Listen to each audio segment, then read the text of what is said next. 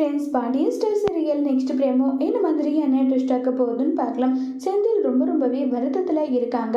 அப்போ கதிர் வராங்க. என்ன சின்ன ஏன் இவ்வளோ முகம் வாடி இருக்கு, என்ன நடந்ததுன்னு சொல்லி கேட்குறாங்க.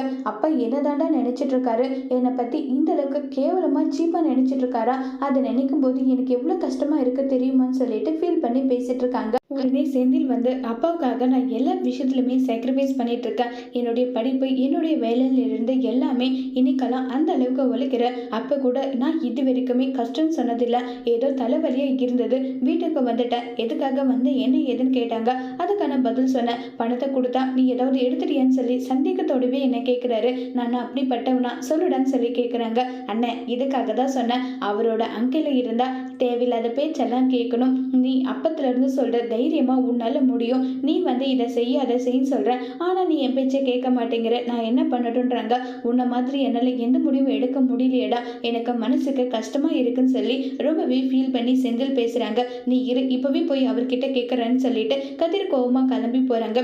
உடனே செந்தில் வேண்டாம், வந்த உடனே அவனுக்கு சொல்லி வச்சிட்டியான்னு சொல்லி தேவையில்லாத பிரச்சனை வீட்டுல எதுக்காக, விடுடா இந்த பிரச்சனையை இத்தோட விட்டுடுன்னு சொல்லி செந்தில் ரொம்பவே வருத்தப்பட்டு பேசிட்டு இருக்காங்க.